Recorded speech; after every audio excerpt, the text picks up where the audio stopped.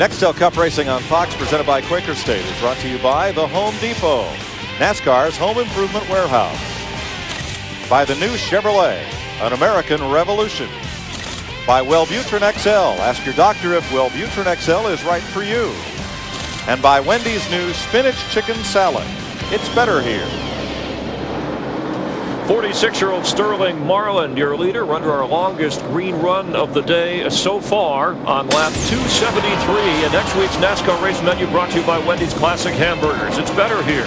Saturday, live from the Great American Speedway, it's NASCAR Busch Series racing with the O'Reilly 300, presented by Old Spice at 2 Eastern, 11 Pacific on Fox. And the next Sunday, don't miss the world's best drivers, the Samsung Radio Shack 500. All right, some egos and fenders bruised early. Let's go over some of the wrecks here in Bristol. Lap 58, rookie Casey Kane knocked out of the race by Jamie McMurray. Kane said later, "I'll get him back sometime." And then Bobby Labonte, the Wellbutrin car, he is depressed, involved in a wreck with Harvick and Burton. Ricky Rudd, Casey Mears wrecked. They're out of the race. And then Tony Stewart and Scott Wimmer behind Ricky Craven get into it.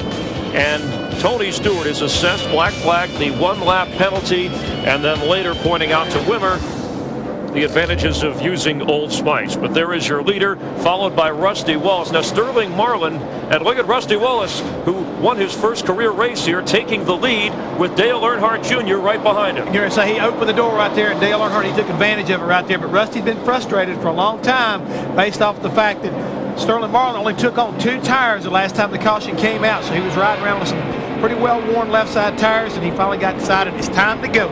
Rusty Wallace, first win came here 18 years ago when Rusty won his last race in 2001.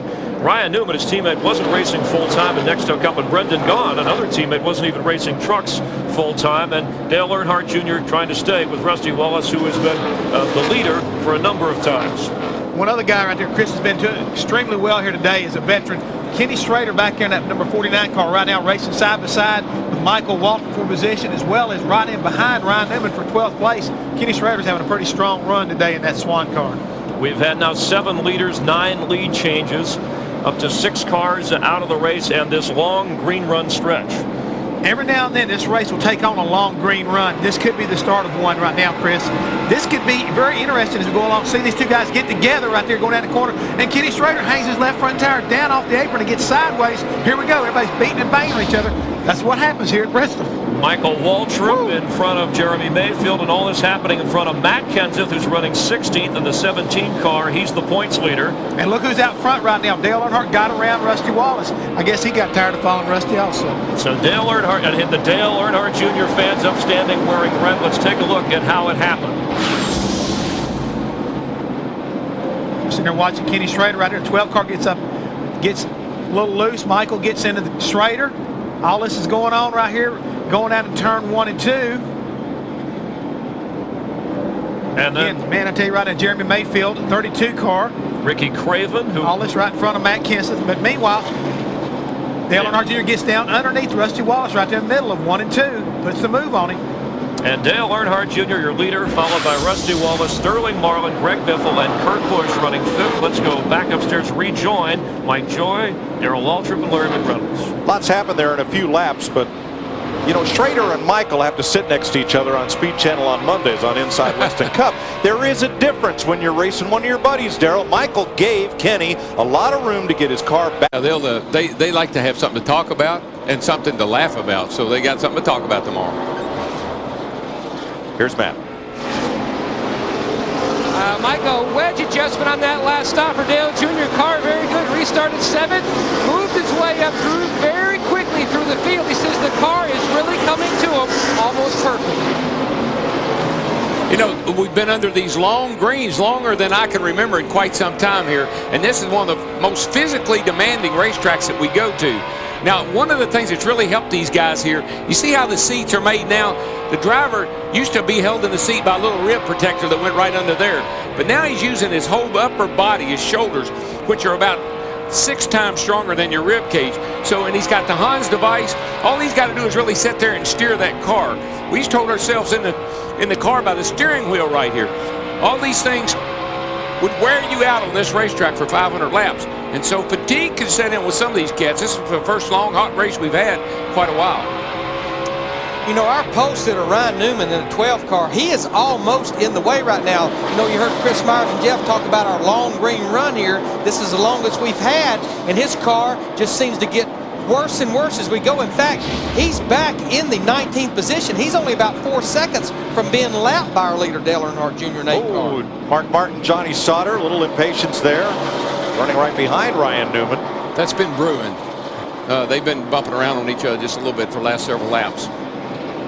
Now they're only about half a straightaway from being a lap down, though there are several lapped cars separating them from the leader. And that's what puts the pressure on these guys. They got to run over each other. They got to go on or they're going to get lapped. And so you got people hollering at your crew chief spotter. Got to go, man. Got to go. I mean, Terry Labonte in the 5 car right now, he's in the 18th position. He's on the lead lap. He got the first free pass of the day, but he's not that far from being lapped. The car right behind him, Tony Stewart in the 20, he's on the verge of going a second lap down. 7 cars in the garage. One that has just returned is Jeff Burton's. This car looks like it's been at the local Saturday night dirt track, but nope. Just one of the calamities of racing in Thunder Valley. Need to document that Bobby Labonte in the 18 car, Brian Vickers in the 25 car, they have returned to the race as well. 300 laps complete at Bristol, 200 to go. And what's about to happen you wouldn't have dreamt possible at the start of the day. Pole sitter Ryan Newman is about to get lapped by Dale Earnhardt Jr., Rusty Wallace, and Sterling Marlin. And what would be good news about that to Rusty Wallace? I know he has mixed feelings about that, but if Ryan indeed goes a lap down, remember only lead lap cars can pit the first time, that would give Rusty that free shot out of his pit box and not have to deal with his teammate being there. Yeah, because he's already had awesome pit stops. And Larry, this thing looks to me like we could have a green flag pit stop here before too terribly long. Yeah, I mean, we're 100 laps into this run. Excuse me, turn 2, Casey Mears just came back on track with what's left of his race car and almost put it up into the fence. Dale Jr. goes by him. See, I just think that that's one of those deals where if you only rewarded points back to 25th spot, from there on back you get no points, that guy wouldn't have to bring that race car back out on the racetrack. He's 168 laps down. And look at his car. I mean, I just don't think that's a good idea. And Darrell, I've sent cars out like that's not quite capable of getting up to speed. I've torn them up worse after I've done that than they got tore up in the beginning.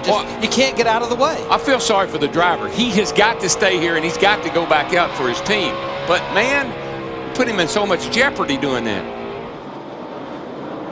All right, our pole sitter has just been lapped. Ryan Newman, let's go to his pit. The problem that Ryan Newman's been fighting all day has really gone to the severe side, tightness.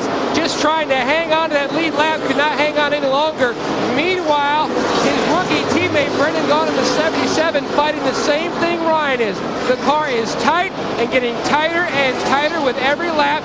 Rookie crew chief Shane Wilson already talking about what adjustments to make to that 77 car, but trying to keep him pumped up, telling him you're only half a track behind the leader. Just hang in there. Thanks, Matt. Let me correct. Newman is right in front of Junior still. He has not gone a lap down. And we abuse the right front so much here. I mean, we're pouring it down there and it's digging into that 36-degree banking. It builds up air pressure. Then you're in traffic and you're using your brakes. That builds up air pressure. First thing you know, that thing won't turn a lick. And then we've got over 100 laps on this tank of fuel, so it's gained all that nose weight. But Darrell, I think also right here, lap 300, this is where the track transitions a little bit. A lot of rubber down. It's cooling down just a little bit. I think this is where the guys that keep up with those adjustments, they can prevail. This is where the engineers pay off. The guys that are engineers on the team, whether they're crew chief or team member, they have to look at what they call trends. What is the trends that have taken place here over the last several years? What adjustments need to be made? If you look up here in our crawl right here, you see that most of these guys are about 40 to 45 laps away from making a green flag stop. You know, every week we talk about, well, short pitting. Bristol is one of those places you don't want to pit till you're out of gas, because if you make a green flag stop here, you're going to go at least 2 laps down. Now, can Sterling Marlin run that long since he only took it on 2 tires last time? Yeah, he'd be okay. Yeah, he only had 20 laps on those left side tires, so he's going to do the same as everybody. He's going to run just as far as he can. And even when you see the leaders start coming to pit road, you're going to still try to wait it out, because you know when you get 140 laps here at Bristol, that caution is lurking. Right. 185 laps to go. Here's Dick Berggren. Ford has come up with a way to help fans get even closer to racing. It's called Team Ford Racing. Open to anybody can just join one of the things you get. This neat magazine every single month. You also get the opportunity to get seats at hard-to-get racetracks. Like here, they're all sitting in a suite right over the start-finish line. There are pit tours as well before the start of the race, and driver visits to hospitality.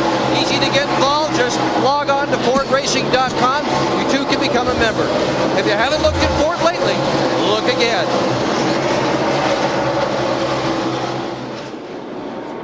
Thanks, Dick. Greg Biffle has been able to close right up on Sterling Marlin with all of this traffic. It's the beer can battle. Bud, Miller, Coors, 1, 2, 3. Junior, Rusty, Sterling, line them up, boys. Yep, but I tell you, there's a couple of cars that are just right back here, not too far out of our picture. 97 and the 48. They're right back here behind these two cars. They'll be coming in the frame here in a minute. Watch it. Here there goes the leaders. There they go right there. They're just closing in ever so slightly. Kurt Busch and Jimmy Johnson.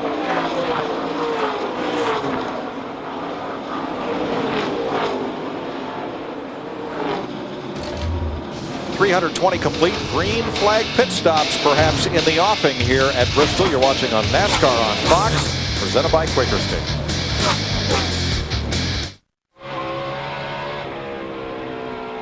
.170 to go here in Bristol. Green flag pit stops coming up. Jimmy Johnson just made a stop, but it was earlier than he would have liked. He ducked onto pit road on the back straightaway.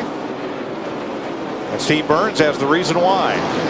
Yes, we do, Mike Joy. He had a flat right front tire. Goodyear tire engineer Billy Hodges has already looked at it. It's a puncture on the right front tire. And we talked about it, Steve. When you make a green flag stop here, he was running in 6th position. He is now back in 27th position, 2 laps down. I mean, he's like Superman right now, as we see Robbie Gordon in the 31 car make a green flag stop as well. But remember, on green flag stops here, you don't have to run the entire distance of both pit roads, just the pit road you're on. And what he has to be careful of now is how quickly he's closing on someone. If he runs up on the back of them, they don't know which way he's going to go. He can find himself in big trouble.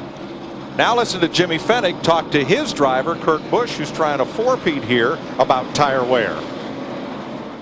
That's 90 laps on the tires, and the last 2 laps look real good. That four, dudes, leave me out here forever.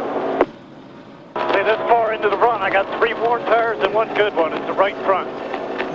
I mean, we talked about it earlier, Darrell. The right front tire never gets a rest here, even on the straightaways. And obviously his car is handling really well. He's not abusing it right now, and that's what I've been watching about him. He's been real methodically just kind of clicking along, like he said. Logging some laps right now, and this is when you log laps. Things start happening around you. People have flat tires. People start making stops. You just keep right on doing what you do. And there you see he moves by his teammate, Greg Biffle, in the 16 car. That is a battle for 4th position, no longer a battle. I think that, and when I look back at the races that Kurt Busch won here, it's because his car was so good on long runs. The guy he's getting ready to close up on the back up next is Sterling Marlin. Let's don't forget what happened here a year ago.